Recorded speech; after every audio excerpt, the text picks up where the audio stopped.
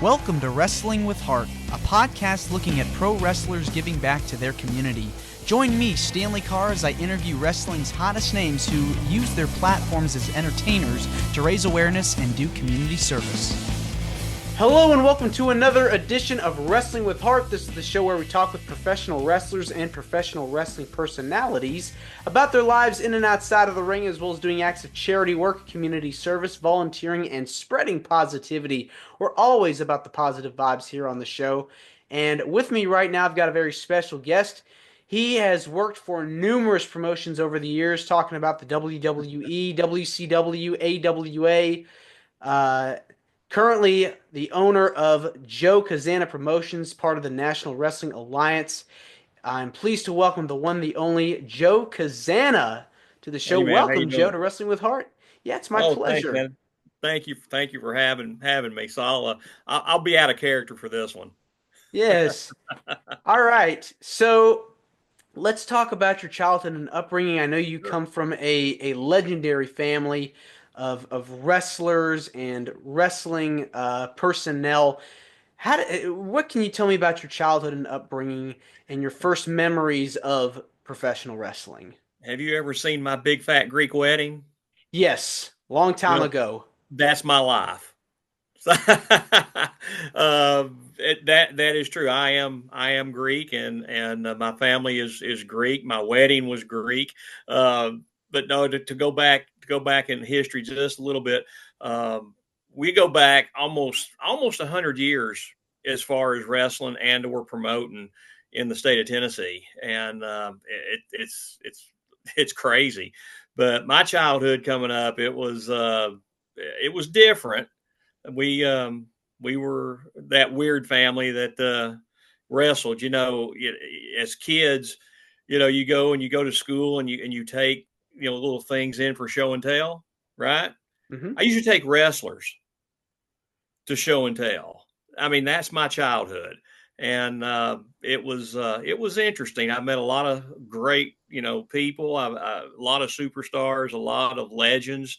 I first saw Andre the Giant when I was 7 years old, and when I broke in the business, I got to wrestle for the WWF at Thompson Bowling Arena. Andre was on the card, and he remembered the family, and he actually remembered me as just this little kid, from back then. So, um, yeah, I mean, we were that weird family. Growing up a fan of wrestling, it's always cool to hear about how these men and women get their start. Learning about the business. A lot of them growing up watching it as fans, and for you getting to actually be there, live and in person. Meeting these legends.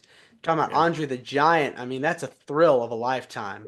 Yeah, I mean, it was from Andre to the champions of the time. I mean, Lou Thez, Dory Funk Jr., Terry Funk. Matter of fact, I just saw Dory Funk a few months ago down in Tampa at one of our tapings, and it was great catching up with him after all these years. But the legends used to come through Knoxville. I mean, Knoxville, Tennessee was the hotbed of professional wrestling from around 1958 to 1979, 1980, right before the big split between Fuller and all the wrestlers that went on to the All-Star group. So, yeah, I mean, the legends came through. I got to meet them all. A matter of fact, a quick story. Back then, kayfabe was huge, back in those days. And I can remember my grandfather always having a Christmas party at the house, and it was always two Christmas parties, one for the baby faces, one for the heels, because the press was always there. That's the one thing I'll say that my granddad had, albeit his television program was what it was. I mean, he had a live show, and then he went to a tape show. But when it came to the Knoxville News Sentinel or the Knoxville Journal, he had a lot of friends that worked there and even owned the places, and they would always come to these parties. And wrestling back then, people took it very, very seriously, and good guys and bad guys did not interact, and that's the way it was back then. So he would have dual parties. So that was always interesting. But yeah, man, it's something growing up in a wrestling family. It's something to have the background that I have. I used to think it was a curse, but as I got older, it wasn't. So, but yeah, man, being from Knoxville and having those roots in Knoxville, Tennessee, it doesn't get any better. You know, it's interesting. The Tennessee territory is huge. When you talk Mhm. about, all the cities, you have Knoxville, you got Nashville, you got Memphis, you got Chattanooga, even in Kentucky and in Alabama. Mhm. It just stretches out. Being, someone that's very interested in the history of wrestling, knowing about where all your favorites come from and where they got their start, it's just so fascinating. It really is. It is, and back in those days, the state of Tennessee itself had 5 territories. 5. Right now we have 2, and it's us and it's KFW Crossfire. We're getting ready to take the state of Tennessee over by storm. So, I don't know who listens to your podcast. I don't know who listens to me, but I've said it a million times. If you don't want to get run over, stay out of our way, because we are getting ready to take over the state of Tennessee. The National Wrestling Alliance, Crossfire, Joe Cazana Promotions, the state's going to become ours, and we're going to close the borders, and it's going to be like it was back in the old days. And we're gonna be the ones that dominate the scene, and that's as a friend of mine once said, that's not a prediction; it's a bona fide spoiler. So thank you, Paulie Dangerously, for that line. You know, when you're watching these athletes, put their lives on the line, uh, tell me about some of the people that you just idolize, you really wanted to be like in the ring with, or just want to be like when you're going out there competing. Well, like I said, back in the day, my champion was Ric Flair, and I got to know Ric Flair. I got to meet Ric Flair. I got to hang out with Ric Flair. And they say never meet your heroes. No, man, meeting Ric Flair was great. I always tried to emulate what he did to an extent, as far as my bumping ability that I had back then and the things that I did. Uh, I never was able to actually wrestle, Flair, but I did tag with him a few times. One time in particular, Hazard, Kentucky, of all places. I mean, that was the time the NWA ran an A squad and a B squad. And we were in Kentucky. Flair was the world champion. He was on the show, and we had a major snowstorm. And we were there, and there were probably about 7 of us there, and that was it. And I was able to tag with him that night against the Rock and Roll Express, who I made a living in the ring with. And that was right after Flair got the big gold championship belt. And we did single matches. We did a battle royal, then we did tag matches. And I can remember going out, and I was the only one he'd let have that belt. So I had big gold in my hands, and I actually had a picture made with it. So Rick walked back to the dressing room after the match. He said, "Well, how'd it look?" And I said, "Well, how'd what look?" He said, "How'd the belt look? I know you wore it." I said, "You're right, I did, man. It looked great." So uh, but meeting Ric Flair, hanging out with Ric Flair, uh, it was an honor to be around Flair. Bobby Eaton was another one, and I was thrilled to death to always hang around Bobby Eaton. People are going to laugh at this one. Another real good friend of mine in this business that a lot of people either hate him or love him is Jim Cornette.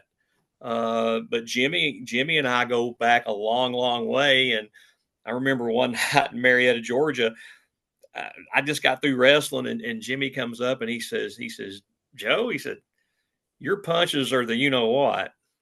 And I said, "Okay." He said, "Well, we're going to show you how to throw a punch." So he and Bobby showed me how to throw a punch, and nobody at the time threw a punch like Bobby Eaton. So my punches emulate what Jim and Bobby had taught me back then. So yeah, these are the guys that I hung with. Tim Horner was another one that I was really close with. Mark Kyle, I don't know if you remember Killer Kyle from Smoky Mountain, but we hung together, we rode together, we traveled together, and God rest his soul, Doug Furness was another one. So, I had a lot of friends in the business, probably 5 or 6 really good ones. Right now, to be perfectly honest with you, one of my best friends in this business is a gentleman by the name of Aaron Stevens. And I've Mm. learned so much from Aaron Stevens. And if you remember him, he's the one that brought the Mizdow to life. He's the one that brought Damian Sandow to life. But Aaron Stevens is a true gentleman. He is a really good friend of mine. He has been so instrumental in the Country Gentleman and what we're doing. And it's just been a pleasure to work with him. He and I basically spent the summer together. So I mean, we were together almost at least 2 weeks out of the month all summer long. So yeah, but he's another one, really good friend of mine. See, I think that's so cool in the wrestling business is the camaraderie. You get to be with people, 365, 24/7, Yeah. just, getting to know all these people and eating with them and going to the hotels and, mingling and all these really cool things, getting a Right. chance Well, to nowadays it's more like socialize. a job, though. I mean, back then we were on the road 7 days a week. We were either in the air or on the ground doing something, and the camaraderie was there, and the times were different. I'm one of the very few people left in the NWA right now that even remembers the territory system. I mean, Austin Idol is one that remembers it. Dr. Tom Pritchard is another one that remembers it. There might be a couple of more that I'm leaving out, but those are the two that come to mind. And we talk a lot about the territory era, and I reference the fact a lot that the territory system is what made me who I am, and it gave me an opportunity to do more than just go to TBS, and lay down, But I made a great living out of putting these guys over, and I tell the story all the time. I always had a job. I never went without a job. When Ric Flair or Dusty or Ole or some of these guys would get fired, hey, guess what? I was still coming to work the next day. So uh, I'm proud of what I did back in those days, and I'm proud of what we're doing now, because the NWA now, to me, it's right here. And I swear I consider WWE right here, because WWE to me at this point in my career is not what it once was. It's To me, it's all about your entertainment, and I'm not about entertaining. I am a professional wrestler, and I work for a professional wrestling company. And Billy Corgan will say the same thing. We are a professional wrestling company. Do we entertain? Sure, we do, but we are not entertainers. So tell Trevor Murdoch he's an entertainer. So I wouldn't. Well, let's talk about, how you got started in the business Sure. as a wrestler. It's very demanding, intense, the training process. It's hard. It's tough. When Yeah. I've talked to people on the show about uh, you know, being put through the ringer, so to speak, it's very grueling. What was your experience like learning how to wrestle? Well, learning how to wrestle was one thing, but breaking in like I did, I broke in when I was in high school, and I was on Ron Fuller's ring crew with Continental Championship Wrestling, and it was tough. There was 3 of us, that were the ring crew, and that's how I broke in. And when my grandfather passed away, and the wrestlers came to the funeral home, it was Ron that said, "Hey, let me put you in touch with the local trainer. Your granddad actually trained him." And I was like, I don't have any desire to wrestle. I didn't want to wrestle. Hmm. I mean, I just wanted to do what I was doing. But he persisted, and I became, a wrestler. I trained with a fellow by the name of Rick Connors, who was probably as tough as any pine knot that's in a tree anywhere. And it was pure hell, because the first month, maybe even the first 6 weeks, I never saw a wrestling ring. I saw a grassy backyard with rocks and dirt and stumps and everything else. And that's how we learned how to take bumps. We learned how to do fireman carries. We learned how to take body slams in Rick's backyard. And it was finally we got into a wrestling ring, and you want to talk about these beautiful rings of today. This ring that I trained in was a 16 by 16 ring. It had vinyl canvas. It had a vinyl uh, uh, apron. It had plastic ring ropes. Now, have you ever seen plastic ring ropes? Well, No. these are plastic ring ropes. And in the middle, back in those days, there used to be a spring in the middle of the smaller rings to give it the bounce. This ring had a tree stump in the middle of it. It wasn't a bounce. You hit a tree stump. And that's how we broke in. And it was 4 months of, like I said, pure hell. And I guess it was about the last week or so, we had gone from 20 students down to 2, and it was me and an old friend of mine named Tom Pittner. And the last lesson that we learned was how to get hit in the head with a steel chair. Now, you think a steel chair, they pull those? They don't pull them. You got to know how to get hit with them. You got to know where to hit with them, because if you don't, it will concuss you. Now, getting hit the right way, it jars the fire out of you, believe me, but it's not going to kill you. But we learned how to do that, and we both took about 10 or 12 chair shots apiece in an afternoon. So that was my experience training. There was a lot of throwing up. There was a lot of blood. There was a lot of dislocated fingers, twisted knees, the typical stuff. And back then, these guys didn't want you in the business, so they'd do everything in the world they could to push you out. The one thing I had going for me was the fact that I was from a wrestling family, and that my grandfather had a reputation. And the reputation that my grandfather had, not only was he a tough guy and just a guy that he was a shooter, my granddad was, but he was also fair. He took care of the talent. He took care of the boys. He did, he took care of the people that took care of him, if that makes sense. So that was my training. It was 4 months of pure, just, oh, it was horrible. It was the worst thing that I've ever done, as far as physicality. Um, you don't learn how to be a professional wrestler in training. I'm sorry.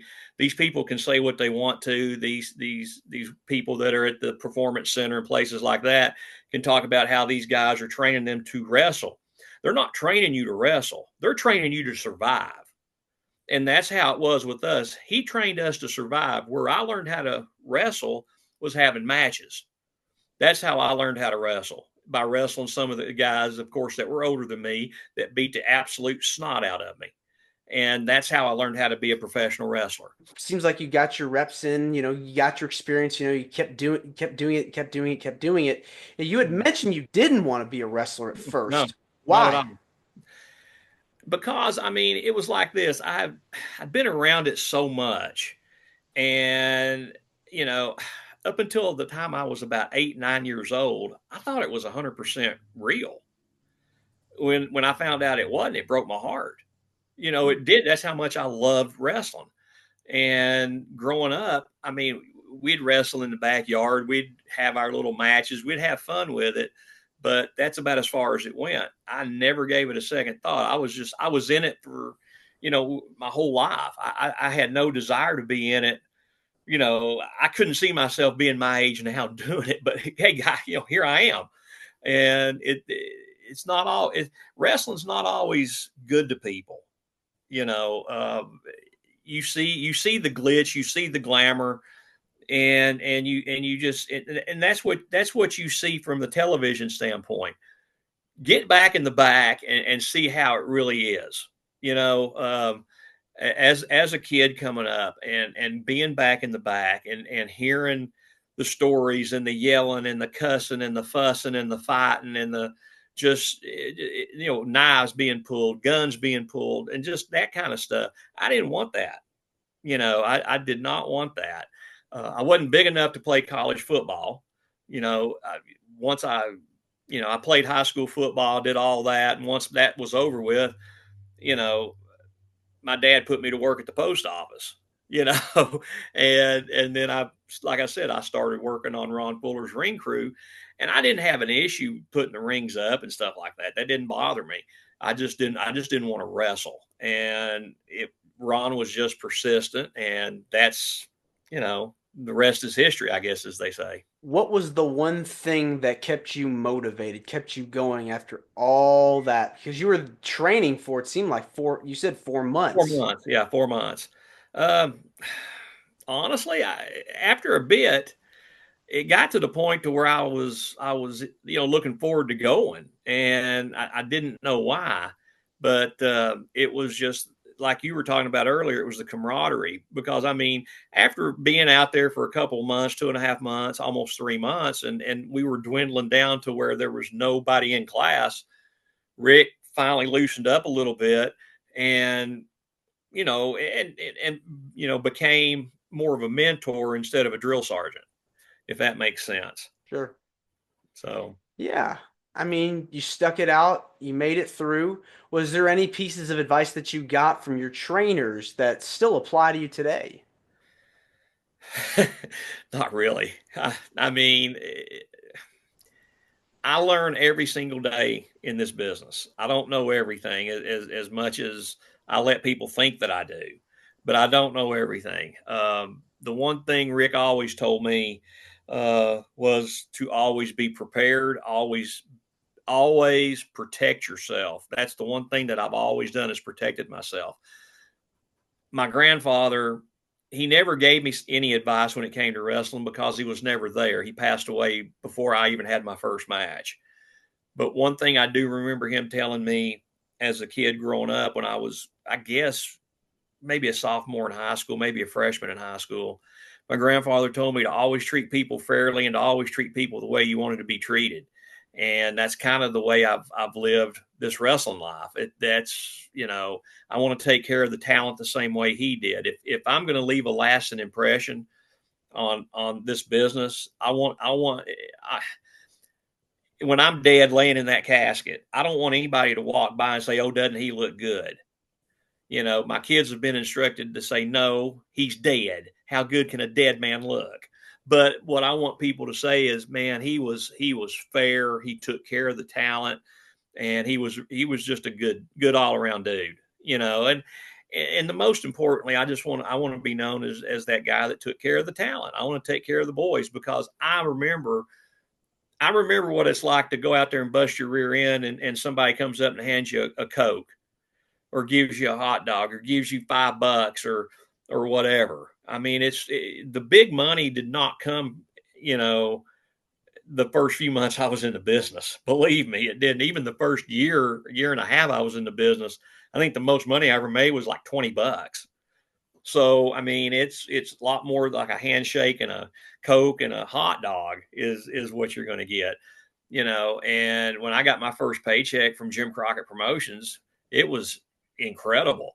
Even when I got my first paycheck from Mid South Wrestling with Lawler, that was big, and that was we all pretty much made $400 a week back then, and that was not good considering the travel we had to do. When you hear the stories about staying in the car eating tuna, or staying at that cut rate motel, that's true. I mean, that's a true story, man. So but that's how I want to be. If I'm going to leave a memory, I just want to be known as the guy that I want to be known as the fair guy. You know. You've worked for numerous companies, as we Mhm. said before, Sure. lots of wrestling promotions. Um, Over that period of time, who were some of your favorite opponents that you got to work with over the course of your career? I've worked them all, man. I mean, if I sat here and told you that working the Steiners wasn't fun, it was. A lot of people didn't like working with them. Uh, I understand why, but when I worked with Rick and Scott, it was nothing but fun. Rick Steiner used to make it fun all the time. I mean, he was a cut up, and Scott he was still green, and he listened, and he ended up being great. Scott did. People didn't like working with the Road Warriors. Mike and Joe were, um, God rest their souls, man, but God, they were so good, and they were so talented, and they were so ahead of their time, but the Road Warriors were terrific. I thoroughly enjoyed working with them. I mean, like I said, I've just worked so many of them. I don't want to leave anybody out at all because I've had good matches with a lot of people. I mean, Stan Hansen, bless his heart. I mean, I worked with Stan for quite a bit, and the very first night I ever worked with him, he said, "Joe, it's nothing personal, but when you take the lariat, go down on your own." He said, "I can't see without my glasses." And sure enough, he can't. So by the end of that month, I learned how to fall before he touched me, because he'd take your head off with it. Tracy Smothers and Steve Armstrong, the Wild Eyed Southern Boys at the time, I worked with them for 8 straight months, every single night. And that was so much fun. We did so much. To this day, Steve is still alive. He'll tell you it was me that got them their jobs in WCW or the NWA at the time. Tracy told that story all the time. Working with Ricky and Robert, probably I've worked with them more than I worked with anybody.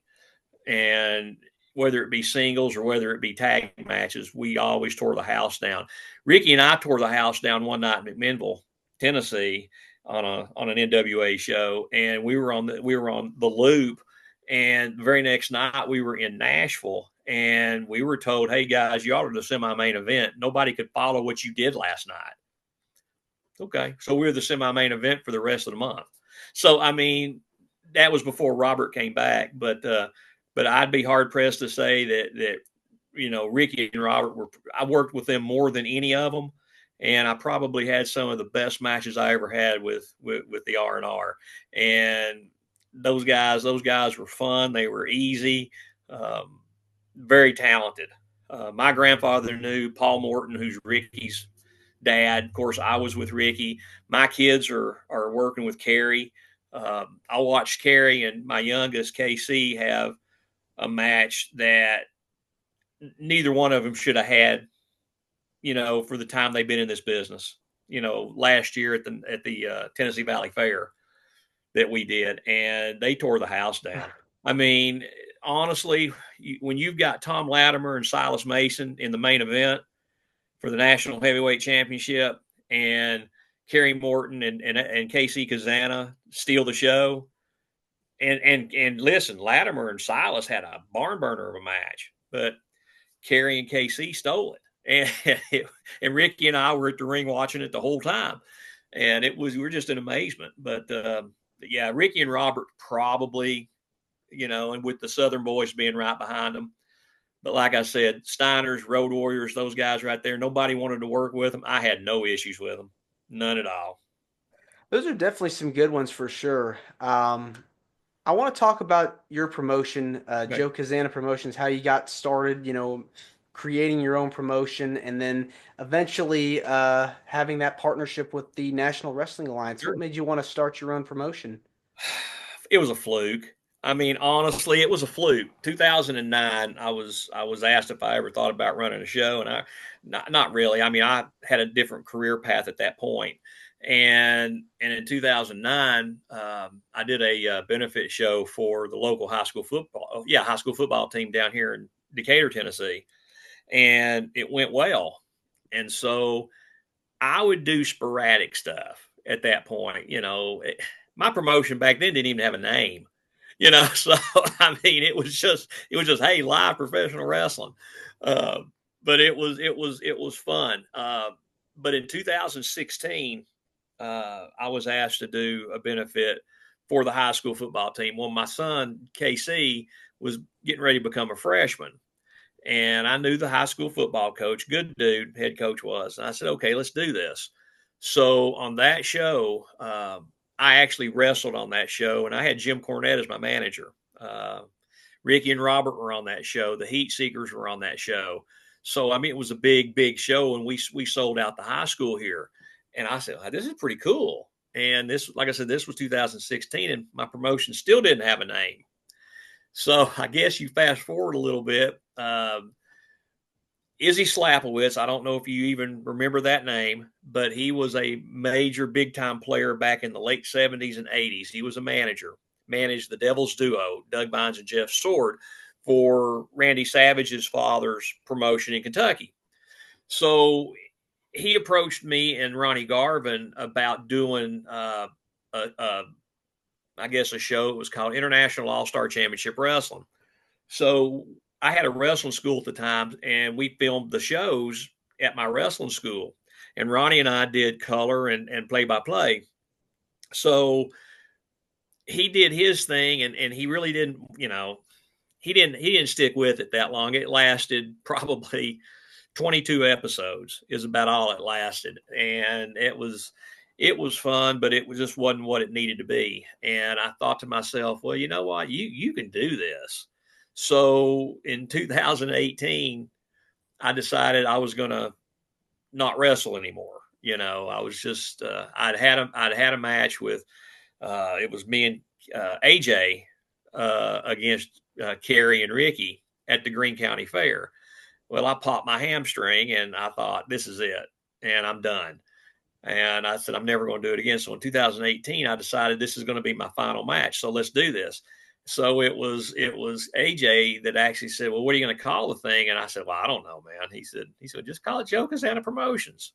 Well, actually, he said Joe Cazana Productions because of my grandfather was John Cazana Productions. I said, well, let's just call it Promotions, what it is. So that's kind of how the name came about. And I wrestled that show and that was it. But that's where, JCP, Joe Cazana Promotions was born. And you'd mentioned, your sons now wrestle too. Right. Yeah. The Country Gentlemen, NWA United States Tag Team Champions. And I'm lucky enough to manage them. So again, like I said, this was Aaron Stevens' brainchild as far as this particular set of Country Gentlemen. AJ had his partner a couple of years ago. He'll remain, nameless at this point because it was a bad breakup. Let's just put it that way. And it was basically the very next day at TV in Nashville where KC had his debut. And I've never seen a debut like that in my life. Never. And I've been in this business for 40 years and I've never seen a debut like that. And that's when the New Country Gentlemen, or actually version 2 is what I called them. They called them 2.0, but now they're just the Country Gentlemen. And like I said, this was Aaron's brainchild as far as the way we're doing it now. And I'm lucky enough to manage, as we say now, we do things by the book. And I don't know if you've seen what we're doing, but I carry an NWA rule book with me everywhere I go. And it's from 1974. It was my grandfather's.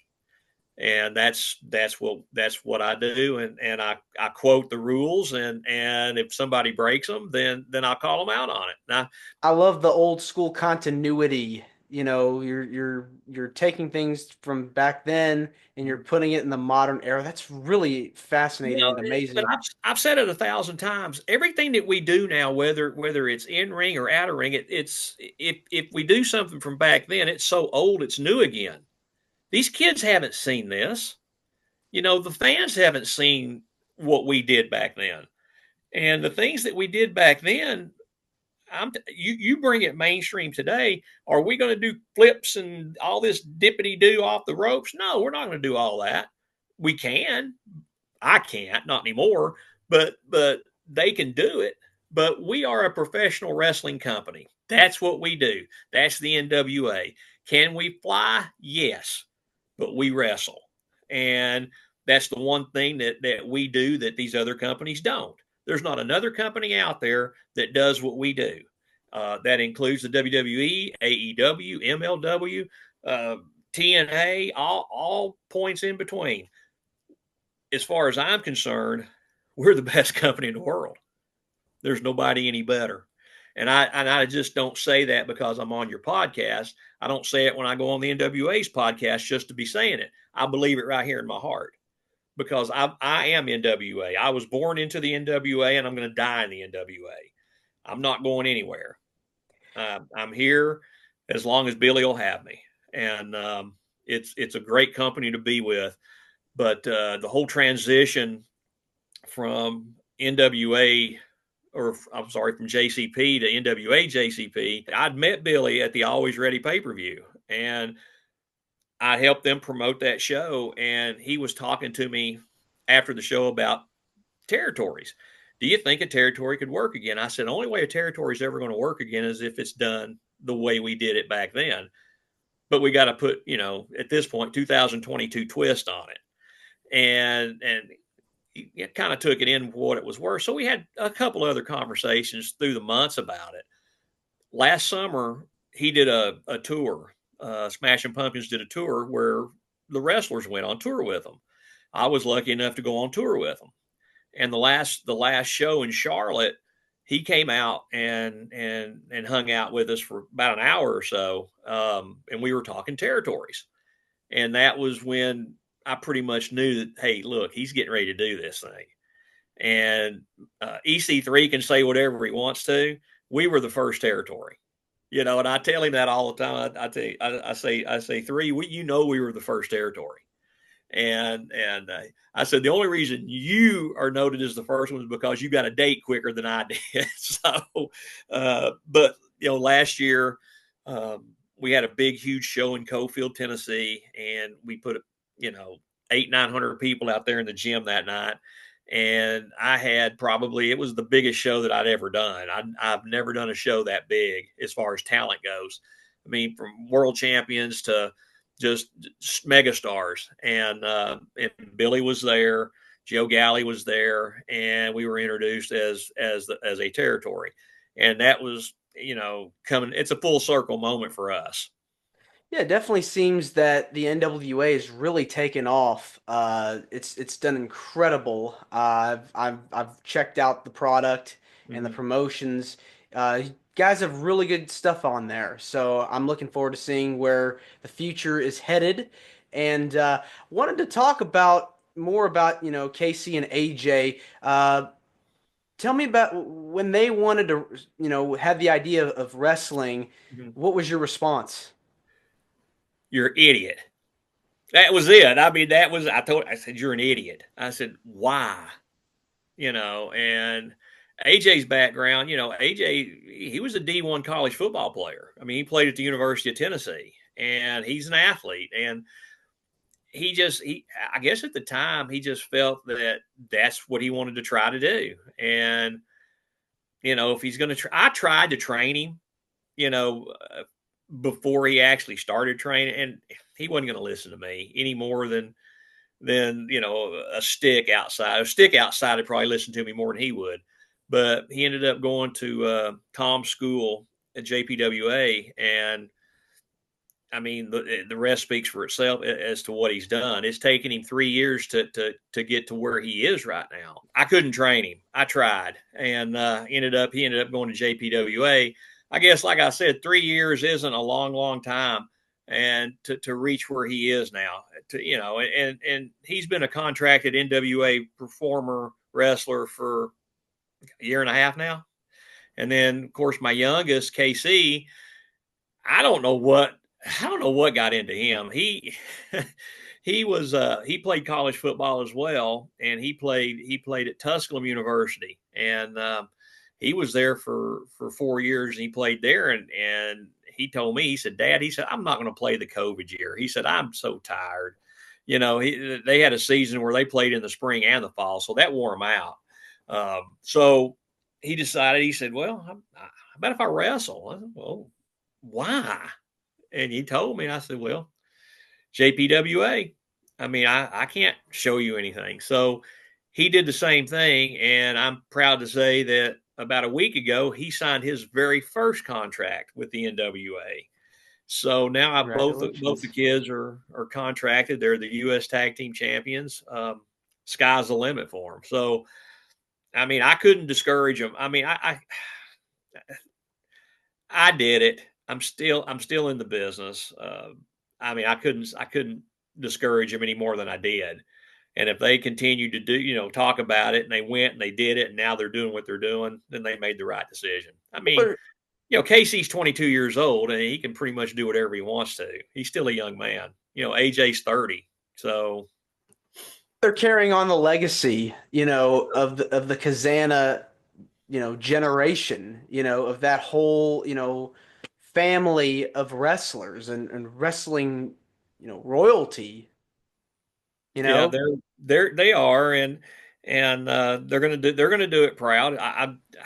I hope they stay with the NWA. I mean, forever. I mean, I hope the NWA grows and grows beyond what anybody could possibly think it could do. But if they choose to move on to WWE or AEW, then so be it. Um, that's I guess nowadays the WWE is the pinnacle of everything. Nobody will ever be the number one company besides them. I mean, I feel like that. I think that we can overtake AEW as number two soon. I mean, that's how strong I am about the NWA. Nobody's ever going to touch WWE. They got too much money behind them. Let's talk about, the stuff that outside of the squared circle, outside of wrestling. Sure. Outside of wrestling, the NWA and Joe Cazana Promotions is involved in so many charity efforts Oh my and God. has Yeah. helped out with so much in the uh, in the Tennessee area, the Knoxville area. Let's talk about some of the stuff that you have done. Um, Both, yourself and the company have done for people in your community. With kinds Sure. of, charity things or charity work have you done to help out in your community? You know, down here where I am, I'm in between Knoxville and Chattanooga. So you know, I do stuff down in Chattanooga, Cleveland, Athens, here in Decatur. I do stuff up in Knoxville and what have you. Um, a lot of the shows that I do, I would say probably the bulk of them are usually benefit type shows, and I shouldn't really say benefit, but more fundraising for sports teams or something to that effect. That's kind of the way we operate as sponsors. They'll pay for the show. Um, Pretty much, you can't do one of these things for free. A pro wrestling show, it's impossible to do for free. It really truly is. Certain benefit shows you probably can, and I've been on a bunch of them, and I've done a bunch of them for families that have been in need, or maybe somebody had passed away and they couldn't afford the funeral expenses, and we put a show together to be able to do something like that. But most of the things that I do now encompass basically high school football programs. Uh, Believe it or not, we've done benefits for cheerleaders, soccer teams, baseball teams, just the various sports teams in the area.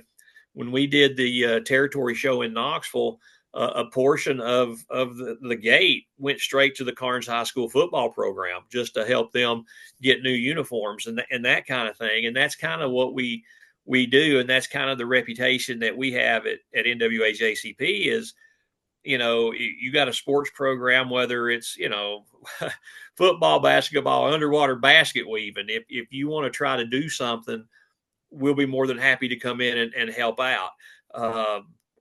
90% of these people, they do have sponsors. They've got booster clubs, for example, that will step in and say, okay, we'll incur the cost of this. What can you bring in for this? And I always go above and beyond. So I mean, it whatever show I bring, it's going to be a top flight show. But it's basically like I said, we do stuff for the sport teams, or and we've done things for the JCs. Over in Athens or down in Cleveland. Um, the Masonic Lodge, we've done stuff, with them, believe it or not. But I mean, it's just that's kind of the extent of our fundraising. If I, like I said, if I do benefit shows and we do freebie type shows, it's to take care of um, flood victims like we did, up in Kingsport here not too long ago. Or if somebody passes away, like I said, and they can't pay for their funeral or they need help with that, we try to step in, and if they'd ask us, or even if I know the people, we try to go in and we try to help them do stuff like that.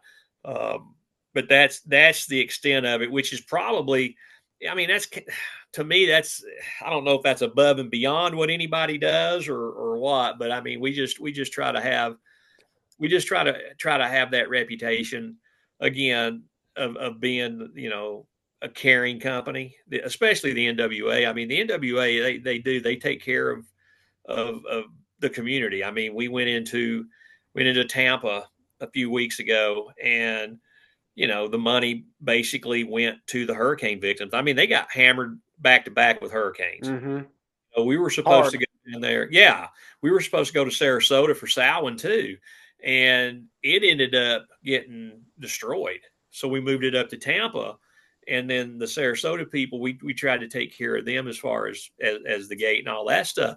So I mean, that's kind of what we do there. I mean, and we'll go out. The wrestlers will go out, and they'll go to the. I think that NWA and Walmart have a pretty good relationship together, and the wrestlers will go to the Walmarts, and I mean and that's not really what you'd consider fundraising, but it's community relations, and that kind of thing, and that's kind of what we do with the NWA. But that fundraising is a big thing that we do here. We try to we just try to make money for these sport teams or cheerleaders or JCs, or nowadays it's so hard for these people to generate any kind of funds, and if we can bring in a pro wrestling show and they can make $1,000 or $2,000 or whatever, then that's great. One of the shows we did down here for the football program, they literally made $9,000. So I mean, it's possible, it's doable. That's what we do here for like fundraising, and sports is really big in this part of the country, and sports is really big where we are in relation to the location of Knoxville and Chattanooga, and we're close to Crossville. We're close to the Alabama state line. We're close to the Georgia state line. So sports is huge, and there's 1,000 sports programs, and all of them need money.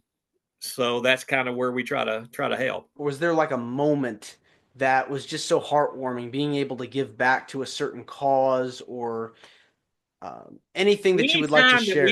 Anytime that we've done anything when it comes to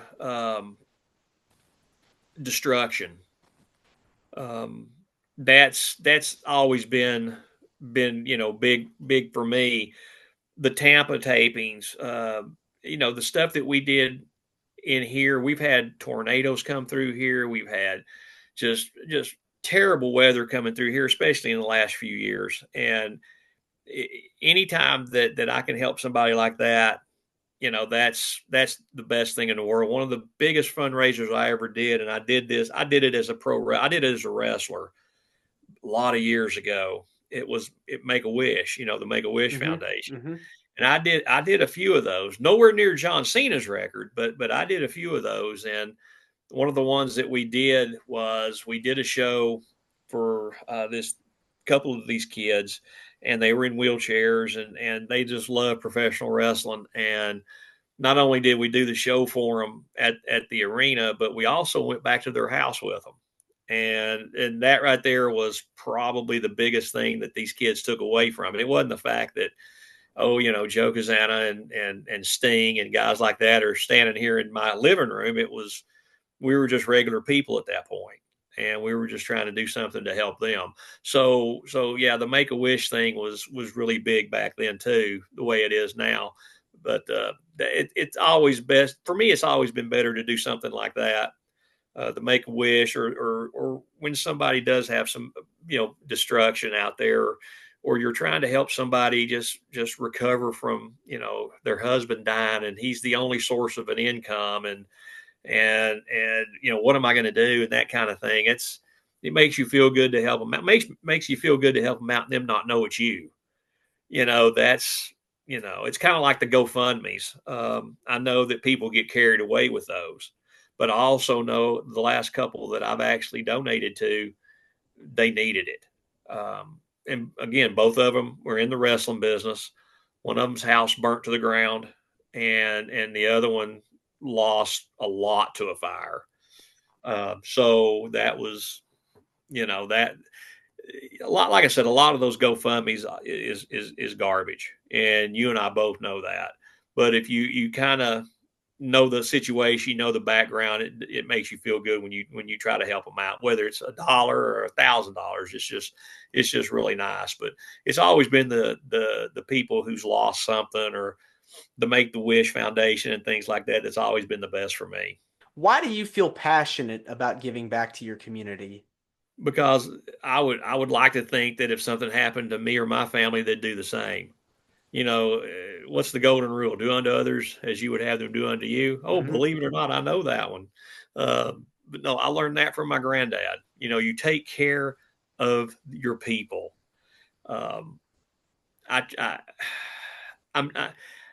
I am not that same guy that you see on television. Let's just put it that way. The guy you see on television is I'm portraying somebody. I'm a cross between John Dutton, J.R. Ewing, and Boss Hogg, all rolled into one. But Joe Cazana sitting here talking to you I'm just a regular guy, and I just want people to in this day and age, I just want people to survive. I mean, in this day and age, it's I feel so sorry for the kids. I've never been glad to be 60 years old, but I am. I'm glad to be this old because I don't have to live to see what this world's going to become in 30 years or 40 years. They do. And I'm scared. I'm scared for them.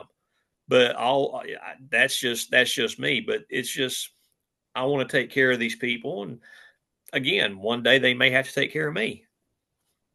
So I don't want those people to say, oh, that Joe Cazana was a jerk. Yeah, he was a jerk in the ring, but outside the ring, he's a pretty nice guy. That's it. Yeah. It's all about being good to other people and Right. and treating people the way you would want to be treated. So Exactly. yeah. Exactly. But I tell the kids all the time, and this is something that I've always lived by. Be careful who you step on your way up that ladder, because I'll tell you now, you're going to hit them on your way back down. You got to be very, very careful. And that's why I live like I live. Yes. It's good words of wisdom for sure. Yep. Well, I think so.